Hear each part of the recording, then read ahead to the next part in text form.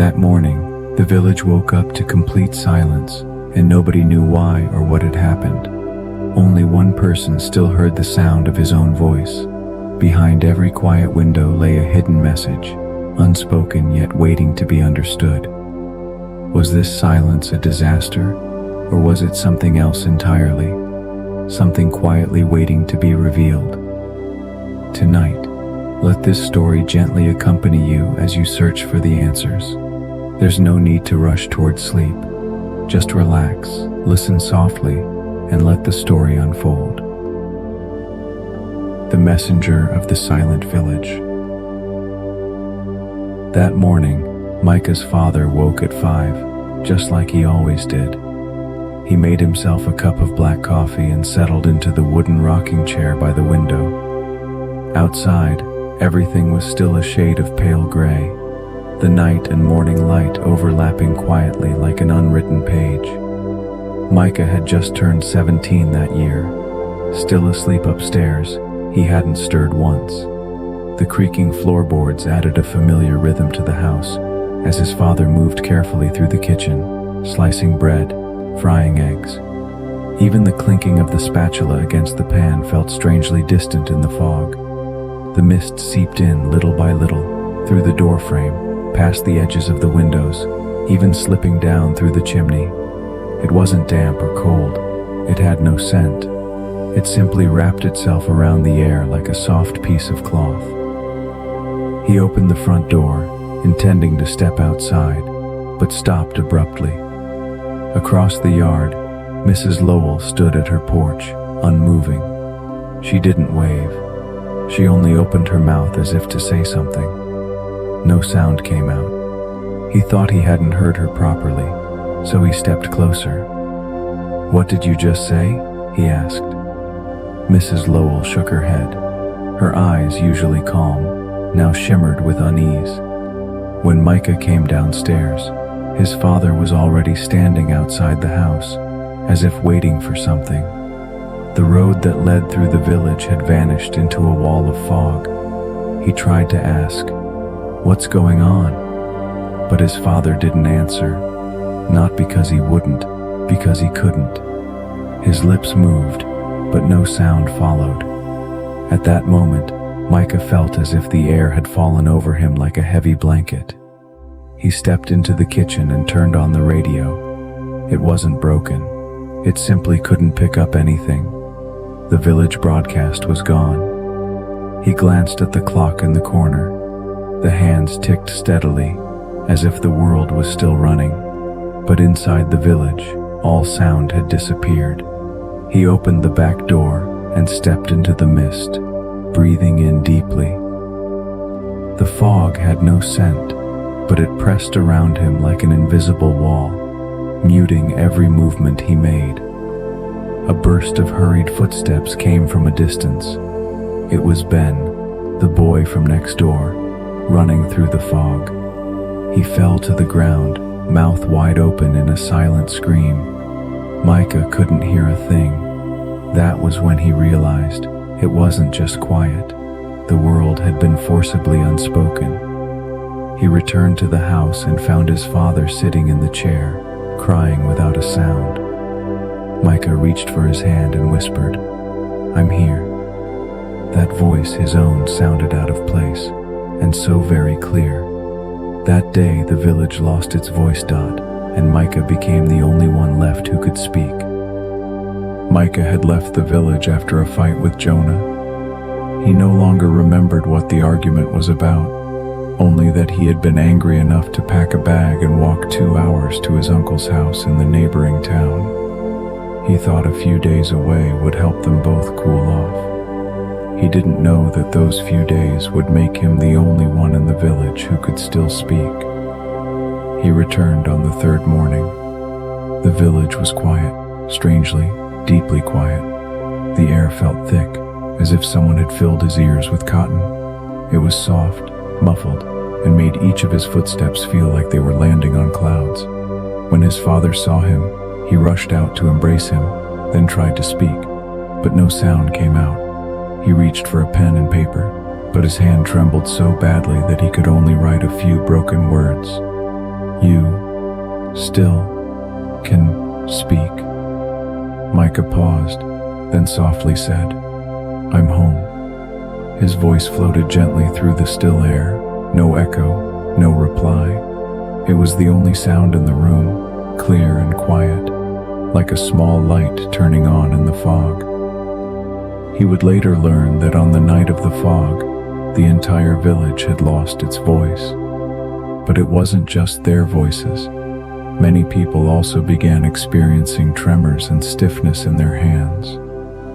Writing became difficult, even impossible for some. Doctors called it a kind of nonverbal neurological disruption, but no one really understood what it meant or how to fix it.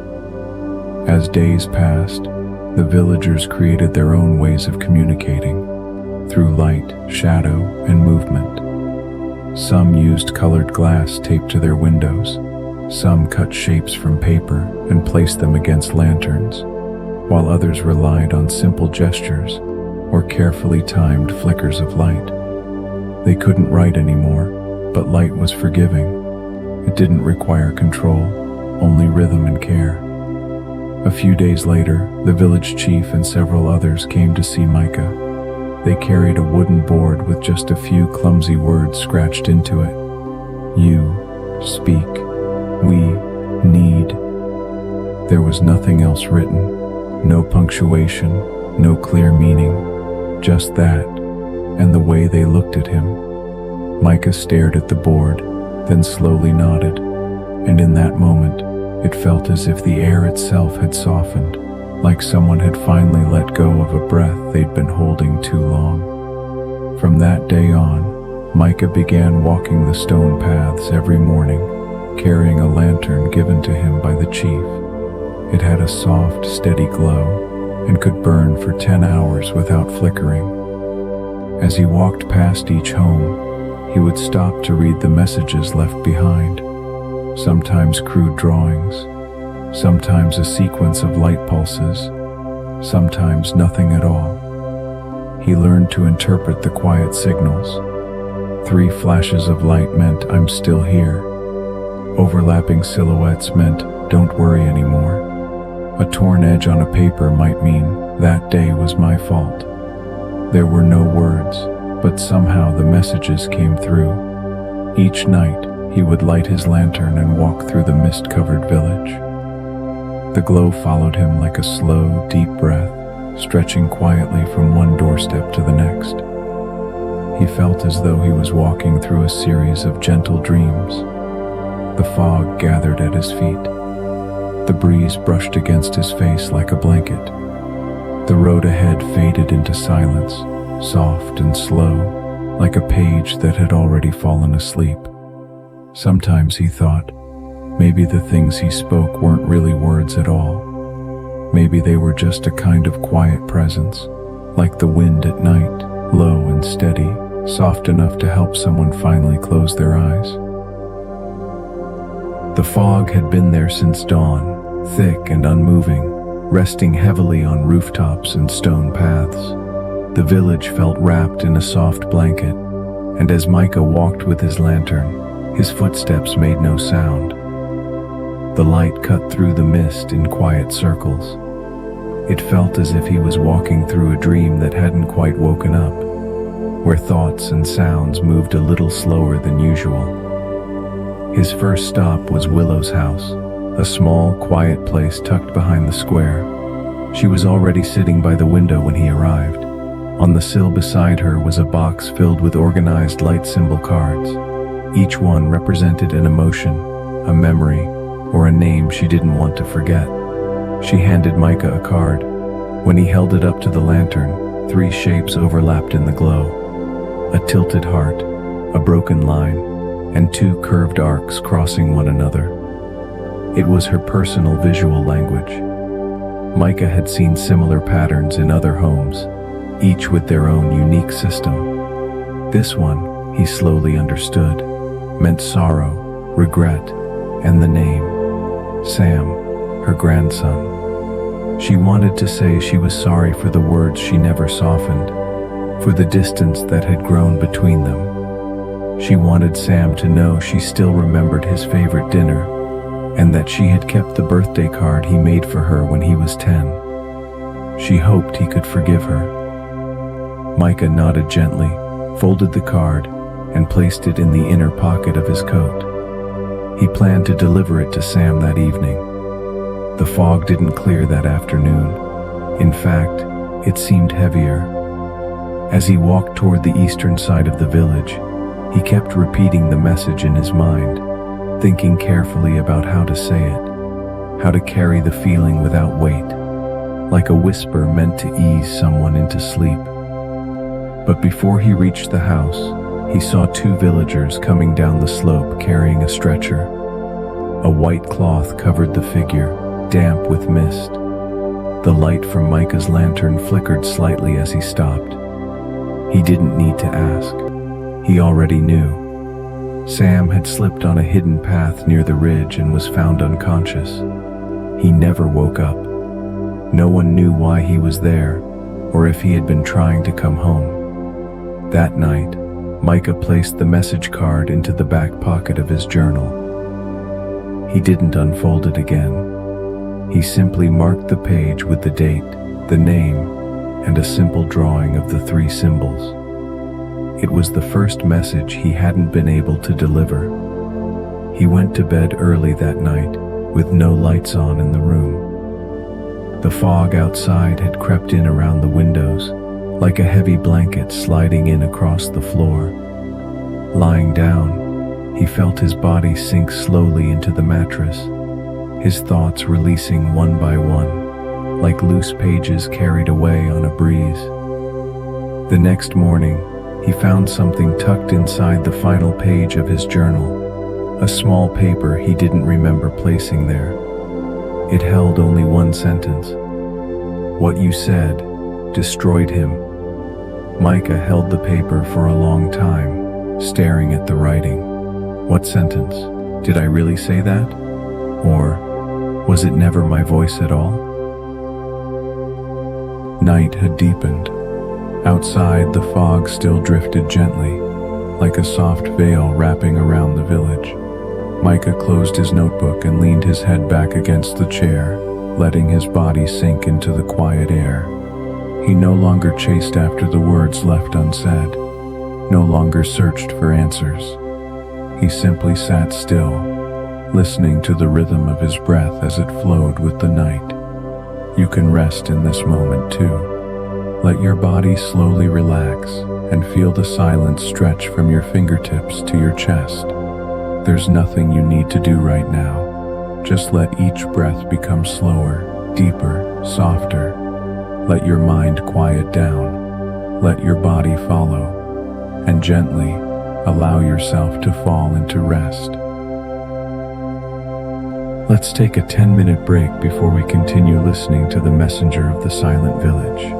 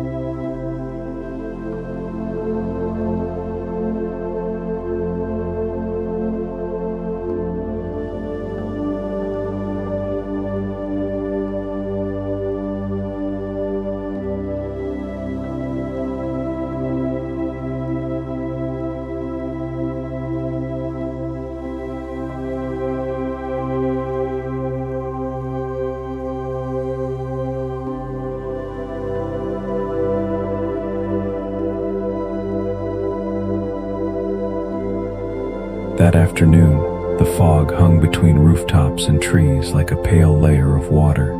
It didn't move, didn't fade, just settled quietly over everything. Micah stepped into the back archive room of the village office holding his notebook. He'd started a habit of checking old residence records, trying to map which homes still held families and which ones had gone completely silent. He pulled out a binder marked Post-Fog Evacuation List. The pages were yellowed, the corners curled with moisture. Each line was neatly printed: names, house numbers, status updates. Most of the names were familiar, but when he turned to the records for District 3, something made him pause. Jonah's name should have been there. Micah was sure of it. That was the house Jonah had moved into 5 years ago, near the base of the eastern ridge. His name should have appeared in this residence record, but the space was blank. The name column was simply left empty, while the names above and below it continued on, uninterrupted, as if nothing had ever been missing. He flipped back a few pages, then forward again, tracing his finger along the lines. Still nothing. He checked an earlier handwritten register. Same house number, same blank space. Then he turned to older census files. One document had a small corner cut out, precisely where the occupant's name should have been. Another had a strip of white correction tape over the entry. On one, an entirely new name had been pasted in place. Someone Micah had never heard of. It wasn't a clerical error. These weren't simple gaps or oversights. These were signs that someone had gone back and altered the records, deliberately and carefully. Micah returned home and opened his notebook. Toward the back, 2 old photos were taped across a page. One showed him and Jonah standing by the lake in heavy jackets, holding a damp homemade kite. The other was a childhood drawing of their invented light code, a grid of blinking patterns, each meaning a different word or feeling. Beside it, in his own handwriting from years ago, Micah had scribbled, "He always understood before I did, and made me believe it was my idea." He stared at the page for a long time. Outside, the fog thickened. Light slipped into it like fabric into water, softening until all edges disappeared.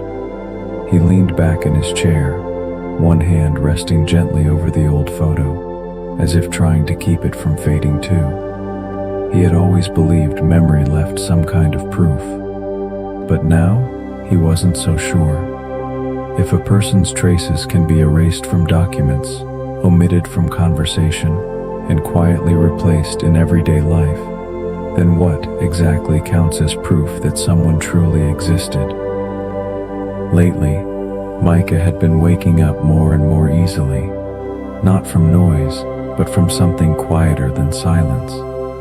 He would open his eyes in the middle of the night, staring at the ceiling for minutes at a time, unsure what had stirred him. Sometimes the fog outside the window was so dense that the moonlight couldn't reach in. The room would glow faintly gray, like paper soaked in light. He thought it was just fatigue, until the night the dream arrived, and he couldn't bring himself to lie down again. In the dream, he stood on a stone by the river. The ground beneath his feet was slick with moisture, and the fog was climbing slowly from the water's surface, swallowing the distance ahead. Across the river stood Jonah, his back turned, not far, not unreachable, but somehow uncrossable. Micah called out to him, not with words he chose, but with a voice that burst out from somewhere deep in his chest. "It wouldn't have mattered if you stayed." He woke with the echo still in his throat, mouth slightly open, as if the sentence had followed him out of sleep. His throat felt dry. Sitting up, he rested his elbows on his knees and let his head fall into his hands.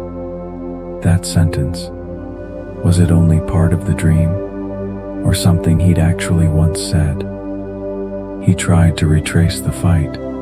He remembered the way they had stood arguing near the village path, words circling a fear neither of them would name. He remembered walking away, heavy-footed and angry on purpose, but he couldn't recall if those exact words had ever left his mouth.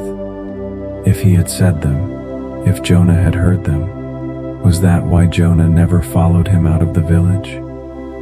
That night, Micah didn't look back, and when he returned, Jonah had already lost his voice. Micah opened his notebook and wrote the sentence down, slowly, one letter at a time, like he was trying to squeeze memory out of the ink. He stared at the page, feeling less certain with every glance. The more he looked, the more unfamiliar it felt.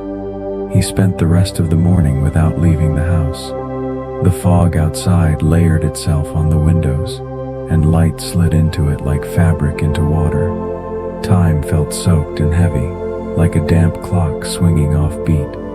He leaned back in his chair, closed his eyes, and let himself sink into that sentence, as if diving into the bottom of a river to search for something he might have thrown away. That evening, Micah made his usual rounds through the west side of the village. Dusk hadn't fully settled yet, and the lights were just beginning to glow, his favorite hour, when the messages were clearest. He passed house after house, watching the steady rhythm of flickering silhouettes and light signals across each window. With his notebook open, he practiced reading the phrases aloud in a soft, steady voice.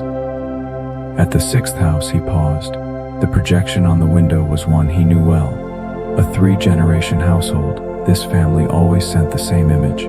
3 figures sitting around a dinner table, grandmother, mother, and child. Their outlines were always clean and familiar.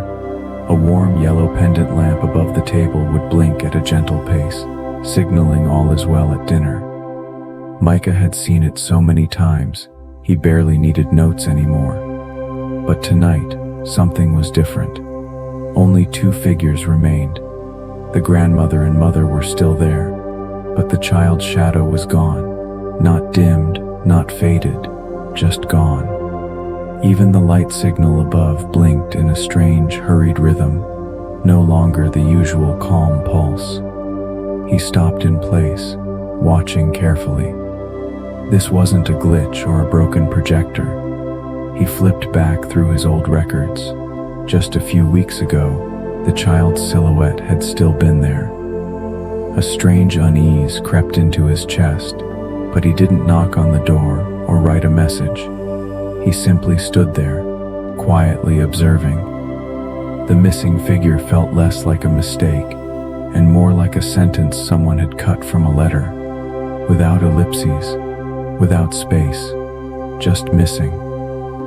On the way back to the village office, Micah couldn't stop replaying the image in his mind.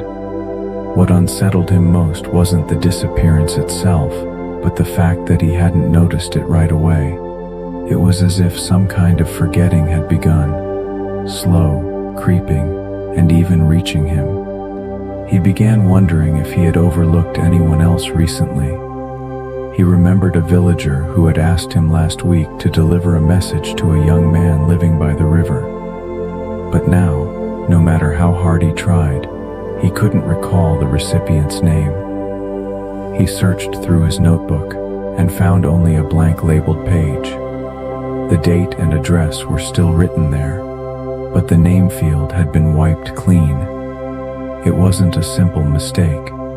It wasn't that a message had gone missing. It was that someone, some people, were slowly, quietly being erased from the village. Their shadows were disappearing. Their names were no longer spoken. Even the memories, it seemed, were fading day by day.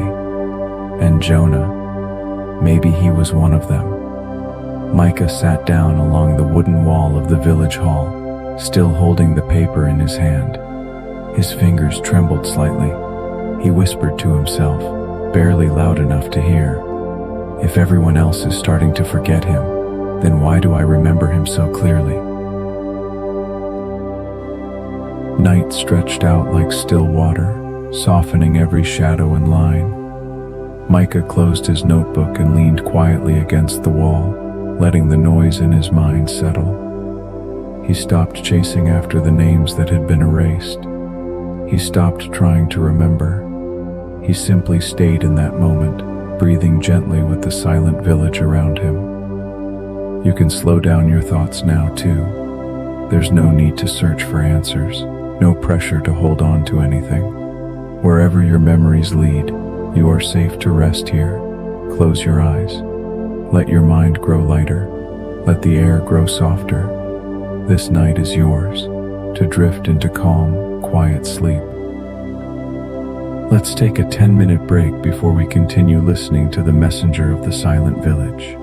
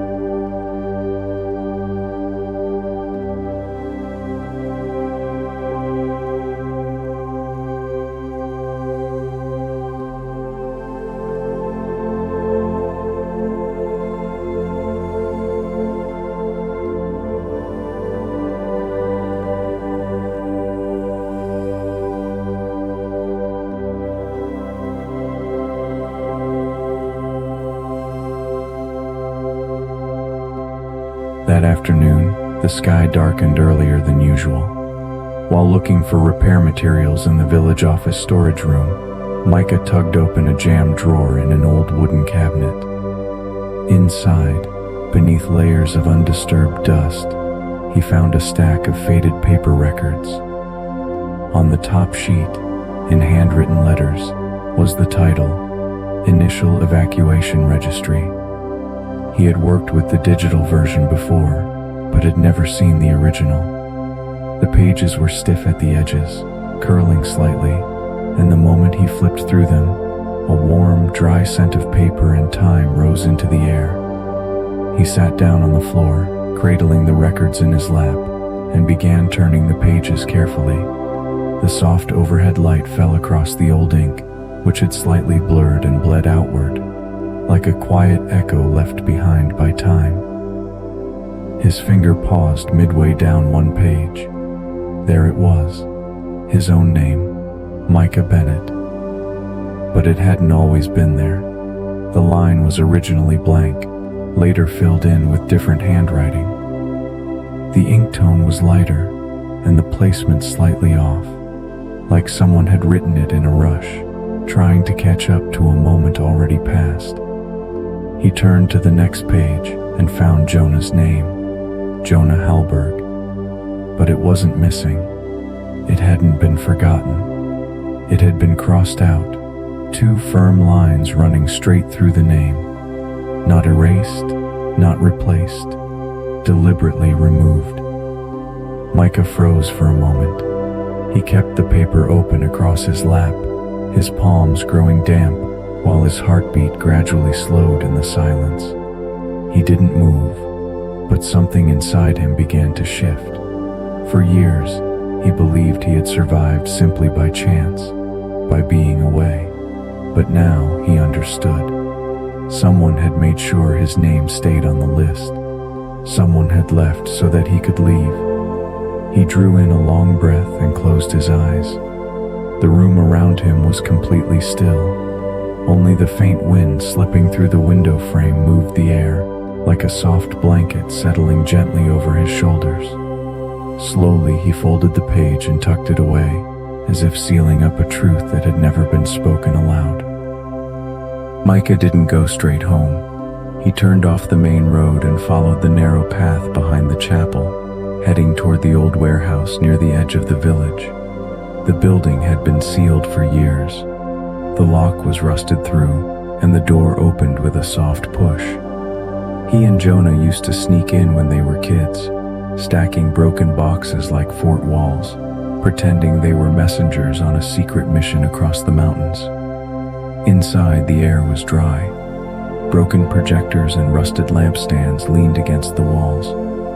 Light filtered through a crack in the window, casting long, quiet shadows across the floor. Even his footsteps felt swallowed by the dust. He hadn't come here looking for anything, just a place where his thoughts could settle. But in the corner, something caught his eye. A communications machine, old and chipped, with faded buttons and a blinking red light still on. He sat down beside it, brushed away a thin layer of dust, and pressed play. At first, there was only static. Then a voice emerged, soft, almost hesitant, but unmistakable. "If I don't leave first, he'll never go." Micah froze. His breath caught in his chest. He knew that voice. It was Jonah. There was a pause, a brief silence that seemed to stretch far beyond the seconds it took to pass. Then the voice returned, quieter this time, but no less clear. "He's too stubborn. He would have stayed behind with me, but I couldn't let him do that." And then, nothing. The recording ended. Micah didn't move. He sat perfectly still, his hands resting on his knees, his gaze fixed on the control panel, as if the words were still echoing there. This wasn't an accident. It wasn't fate. Jonah had made a decision, and made it for both of them. Micah didn't survive by chance. He was pushed out of harm's way. Outside, the light had lowered, and the air grew cooler. The warehouse felt wrapped in stillness, like a heavy quilt laid gently across his shoulders. He didn't press play again. He didn't speak. He simply closed his eyes and let himself sink into the quiet until all that was left was breath and the soft hush of the village around him. The next morning, Micah returned to the village office. He hadn't slept. His thoughts had run all night, but his mind felt strangely calm, not because everything made sense, but because, for the first time, he felt like he knew where to start looking. In the back room, rows of boxes were stacked along the walls, their labels faded and curling at the edges. Micah pulled out one marked "Personal Unclaimed Items" and sat on the bench by the window, opening it carefully. Inside were envelopes, old photographs, scraps of notes, some unsigned, some never opened. He sorted through them slowly until one small envelope caught his eye. It was pale, nearly colorless from age. On it, in familiar handwriting, was a single word: Micah. He froze. The letters were unmistakable. It was Jonah's writing.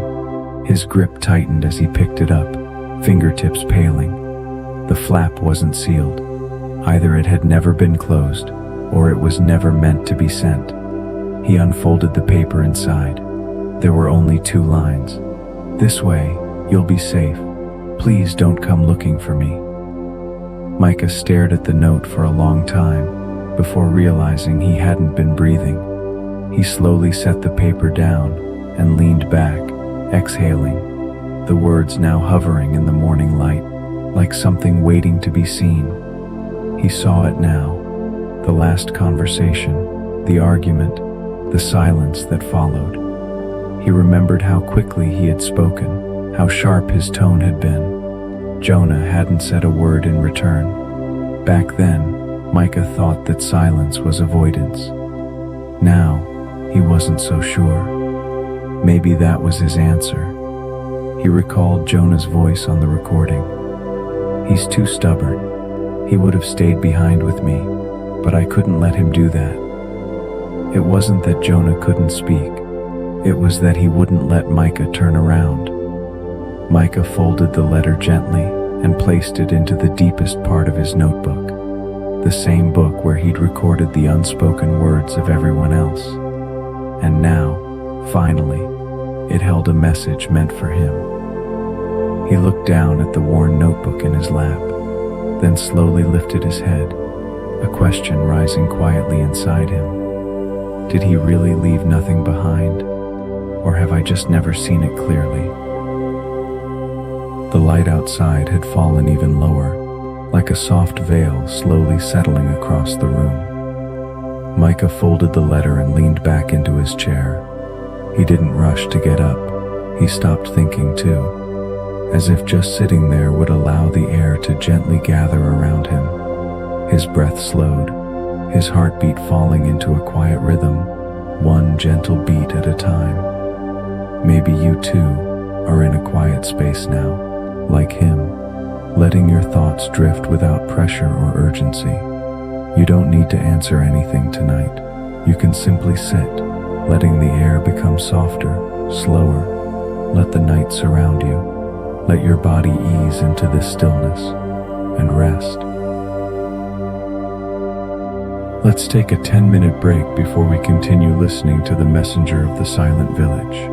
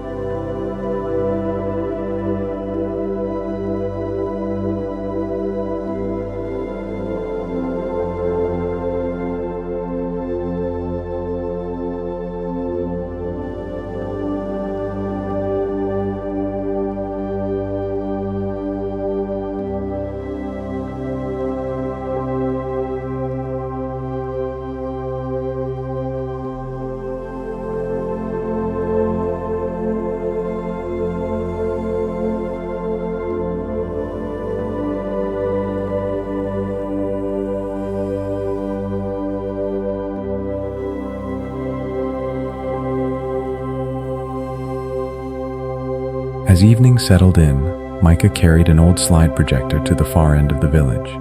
It was a path he and Jonah had walked countless times as kids, the one that led straight to Jonah's childhood home. The mist hadn't fully lifted, and the light in the village always seemed to fall a little slower, like dusk itself was breathing in slow, gentle rhythms. He set the projector up at the corner of a narrow alley, plugging it into a long extension cord that trailed from a nearby house. The machine was old, salvaged from the storage room and carefully repaired. Its light trembled slightly, the picture unsteady, but it still worked. Micah loaded a roll of film, just one frame per night, each one facing the window of Jonah's house. Tonight's image was the first. 2 children sitting at the edge of a wooden bridge, each holding a thin stick, drawing slow circles in the water. The image was blurry, but you could still make out the golden hue of summer sunlight and the faint shapes of their shadows. It was from the summer they promised to build their own lantern. They were 9, maybe 10, and said they'd place their favorite memories inside the light, so the light could remember for them. Back home, Micah spread out a few faded design sketches on his desk. He spent the evening redrawing them one by one. The lantern had been circular, with a rotating silhouette ring that cast scenes onto the walls. Each cutout represented a memory: catching fish in the stream, cloud watching from the trees, sneaking onto rooftops to count stars at night. As the images returned to life, the room stayed quiet. There was only the soft scrape of pencil against paper and the faint ticking sound of the warm projector bulb. Micah drew slowly, imagining what it might look like if that light were to flicker across Jonah's wall again. If anything might flicker back in return. He wasn't sure if it was childish. He just knew he didn't want the silence to be the last thing left between them. And maybe, he thought, sometimes it wasn't answers people were waiting for, but just a little light that dared to move closer. He leaned back in his chair and let his body soften. The shadows from the lantern circled gently across his desk. Time folded around him like a thin veil, steady and quiet. He didn't rush to finish the sketches. He only wanted to let the night take its time. That night, the mist faded faster than usual. The village felt wrapped in a hush, like someone had quietly covered it with a blanket. Even footsteps felt out of place. Micah followed the same routine. He walked to the end of the narrow street, connected the old projector, and cast the evening's image onto the wall just below Jonah's window. He stood still, watching. Tonight's image was the second in the reel. 2 boys crouched behind a makeshift fort in an overgrown backyard, built from cardboard and fabric scraps. The memory was from a windy spring afternoon when they'd hidden inside for hours, listening to the roof creak and making up stories in the dim light. The frame flickered a few times, slower than usual, like the reel was stalling. Then a third image appeared, but it wasn't one Micah had loaded. The wall lit up with a shape he hadn't expected. The lantern, the one they had dreamed up but never finished. It appeared fully formed in the projection, its panels rotating gently, casting soft shadows as if it had always existed. Micah froze. He hadn't prepared this. This wasn't from his reel. In the center of the image, a small silhouette stood at the edge of a lake, guiding the lantern toward the water. The figure released it, and the light drifted forward, spinning slowly on the surface. There was no second figure, no one else beside him, just that lone silhouette, and the lantern turning quietly into the distance. It wasn't a memory from before. It was something new. A reply, maybe. Silent, unspoken, but deliberate. Micah didn't move. He kept his eyes on the fading image, watching it like he might miss something if he blinked. That wasn't rejection. It wasn't absence. It was something gentler and heavier all at once. A message that had never intended to be spoken. He lowered his head and took a deep breath. The light was still flickering faintly, but the meaning had already settled in. He didn't need to explain it, not to himself, not to anyone. The air outside felt softer now. The night had settled across his shoulders like a quiet shawl. He didn't turn to leave. He simply stood there, letting himself become a part of the silence, like another shadow on the wall. The next morning, when Micah opened the door to leave, he found a card on the doorstep. There was no envelope. One corner was slightly bent, as if it had been held tightly for a long time before being placed down. There was only one sentence written on it. "You never asked me what I wanted to say." He stood in the doorway for a long time, unable to move. It was Jonah's handwriting. He was sure of it. The way the lines curved, the depth of the strokes, even the subtle way the punctuation curled, it was all the same. The card wasn't a message in reply. It wasn't an explanation, nor a farewell. It was a mirror, held up to him without accusation, just quiet and steady. He sat down on the wooden steps beside the door, laying the card flat across his knees. Sunlight spilled from the eaves, making the ink glow like it had just been written. He read the line again and again, trying to remember what he'd missed. He recalled the argument, the sharpness in his voice, the silence that followed. He'd always focused on what he had said, never on what he hadn't let Jonah say. For years, Micah had spoken on behalf of others. He'd given voice to their quiet, read their gestures, shaped their intentions into words. But somehow, he had never turned around to consider whether Jonah had once been waiting too. He looked down. A breeze lifted the edge of the card slightly. He pressed his hand gently over the corner, not wanting it to blow away, as if keeping the paper close would somehow hold the meaning tighter. It wasn't a complicated message. It wasn't even hard to understand. That's what made it heavier. It was something he should have heard long ago and never did. "I never asked what you wanted to say. So what was it, Jonah? What have you been waiting to tell me?" The light slipped in at an angle across the porch, and the air moved as if time itself had stretched it thin and quiet.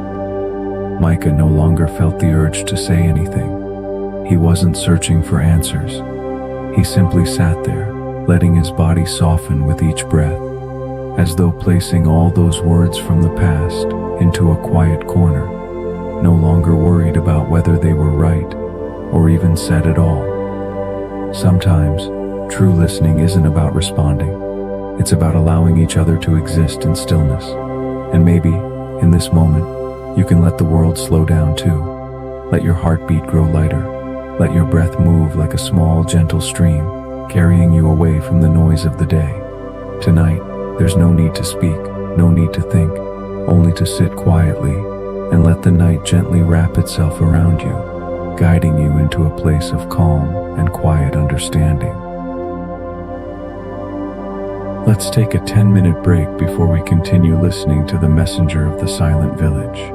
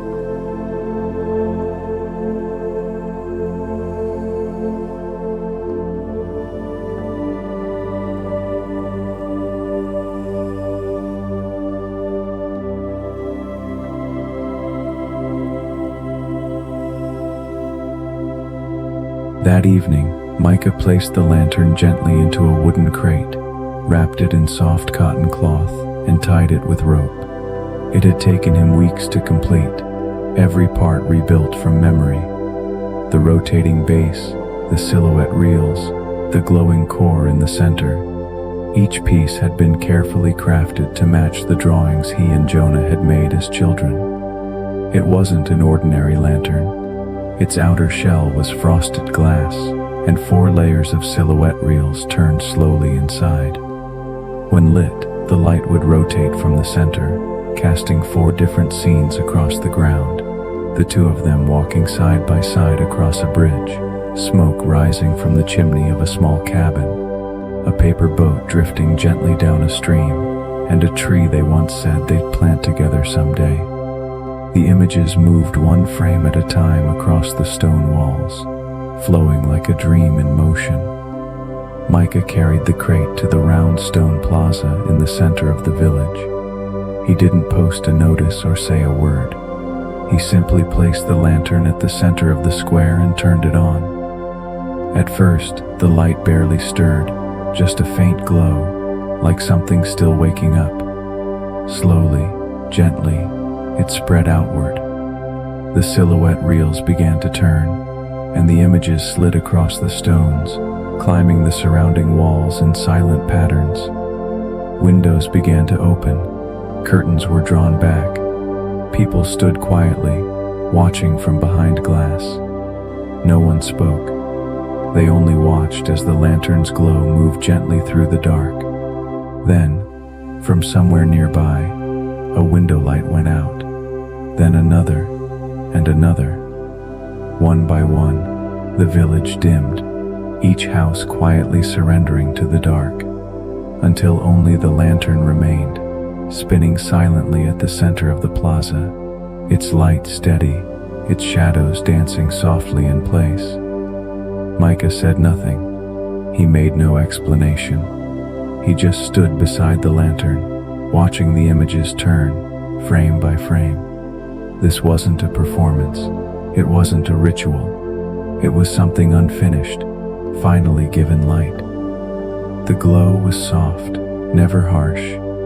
It felt like a language meant only for nighttime, meant to be read slowly, only by those willing to sit quietly and wait for its rhythm to unfold. He leaned against the low wall at the edge of the plaza and closed his eyes. His breath slowed. His thoughts no longer stirred. The light did not disappear. It simply stayed with him, steady and silent, like a waiting that had never truly ended, now finding the right moment to shine again. The lantern was still turning, casting light across the plaza in slow, widening circles.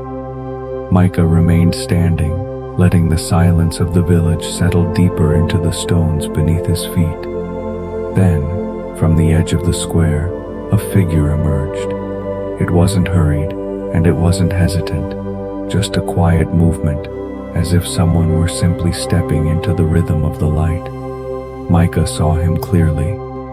It was Jonah. He recognized the shape of his shoulders, the way his hands curled slightly inward, as they always had. No one else turned. The villagers remained still, eyes fixed on the lantern. No one stepped aside. No one whispered. It was as if the figure passed through them like a breeze. Only Micah saw him. Only he followed each step as Jonah approached, slowly, silently. Jonah stopped in front of him and placed a small envelope into his hand. There were no words, no gestures beyond a single brief nod. Then he turned and walked back into the shadows, disappearing again into the fold of the crowd. Micah watched until he was gone, fully gone, not just from sight, but from the feeling of the space around him. He looked down at the envelope. It weighed almost nothing, yet it felt like it carried something that had waited a long time to be held. He didn't open it right away. Instead, he took it home, placed it gently on the table, and sat down. He didn't turn on the light.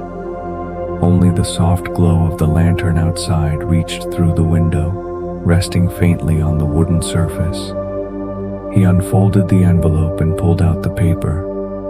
It was blank, completely blank, smooth, uncreased, untouched by ink or pressure. He stared at the empty page for a long time. Then, as he adjusted the angle of the old desk lamp beside him, a narrow shaft of light struck the paper just so, and faint handwriting shimmered into view, like invisible ink revealed by heat or memory, or just the right kind of stillness. "You don't understand the reason for my silence." The words appeared slowly, gently, and Micah froze. There was no accusation in the message, no invitation, no apology.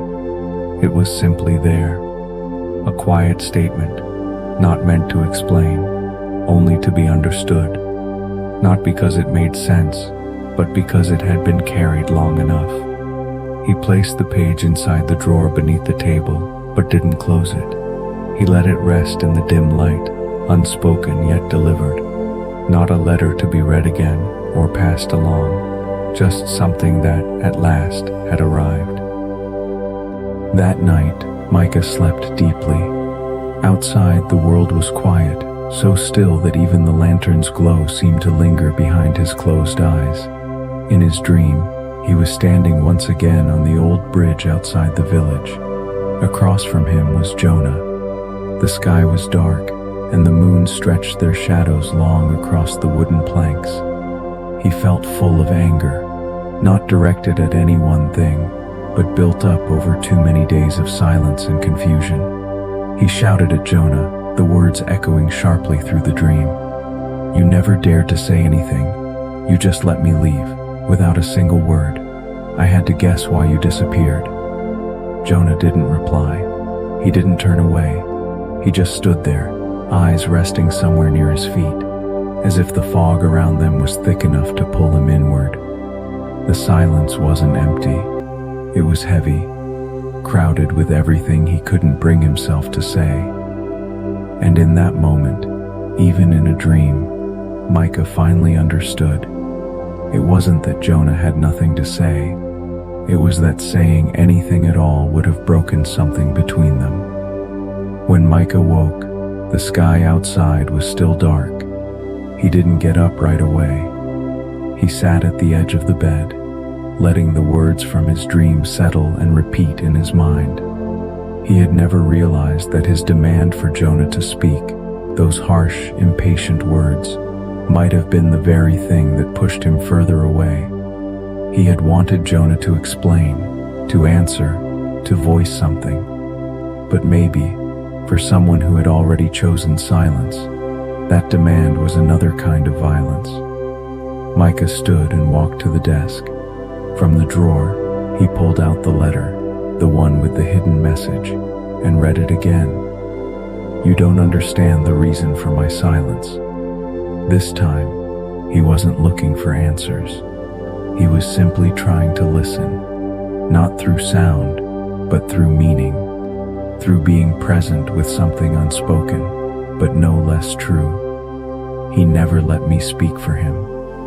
Was it because he didn't trust me? Or because he was never waiting for me at all? The night grew deeper. No lights were turned back on inside the house. Only the small lantern outside continued to glow, softly lighting the paper on the desk. Micah didn't read it again. He didn't look back. He simply let the words stay where they were, like the surface of a lake finally gone still. Words that remain unspoken still carry weight. Even in silence, understanding can arrive. And maybe now, you can allow your thoughts to quiet too. Let the questions from the day slowly sink beneath the surface of the night. There's no need to resolve everything, no need to push.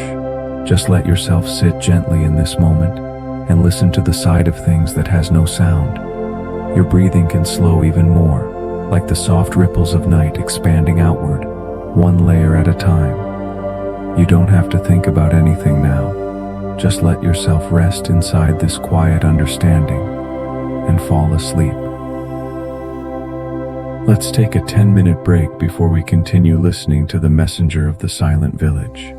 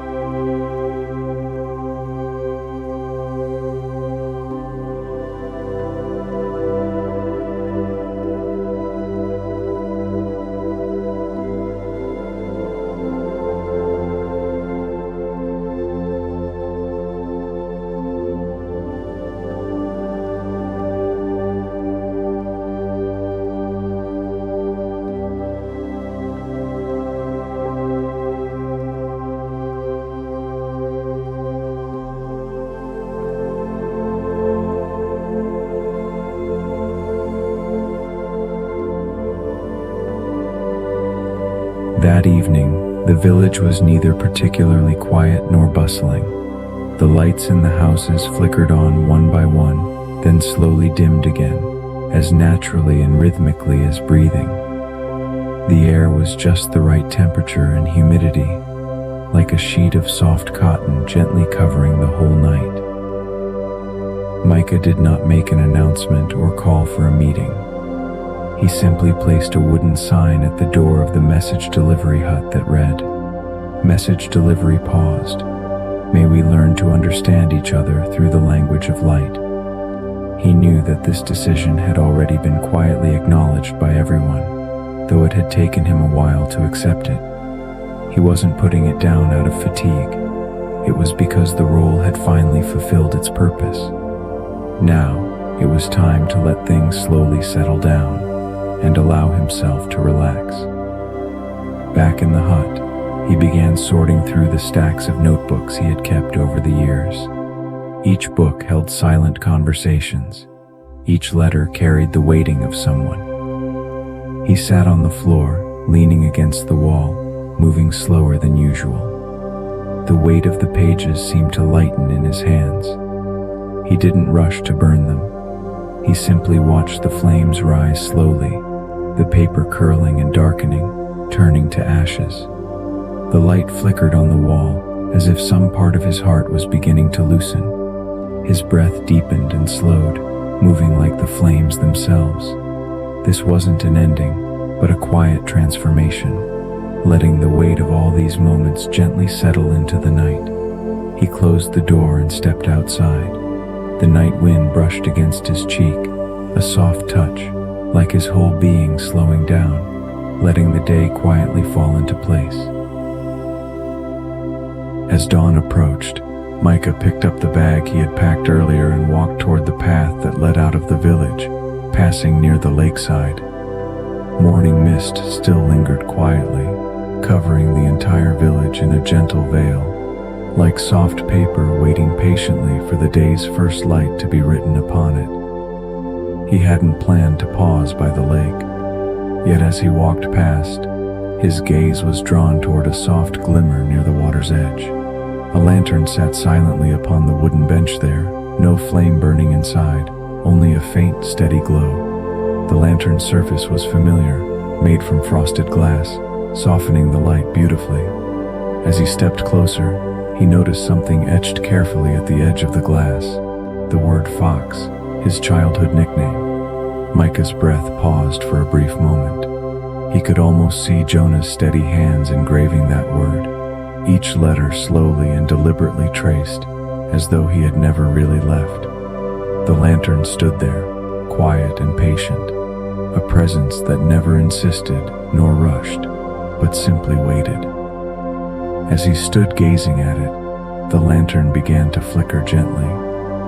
At first, Micah thought it might just be the instability of the glow, until he recognized the regular rhythm, a pattern he knew intimately.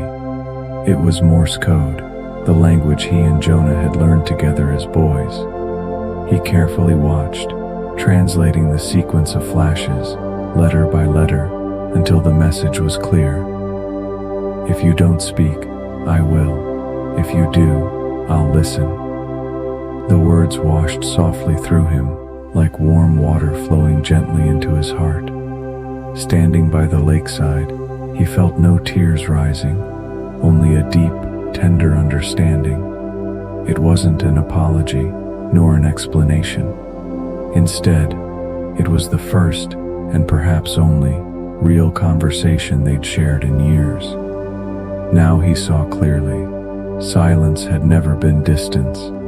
It had always been another kind of protection. Even without words, understanding still found its place between them. Slowly, Micah sat down on the wooden bench by the lake, quietly watching as the mist gradually dispersed from the surface of the water, making room for the gentle rays of morning sun. His breath deepened and slowed even more, as though finally understanding something essential. He didn't rush to stand up.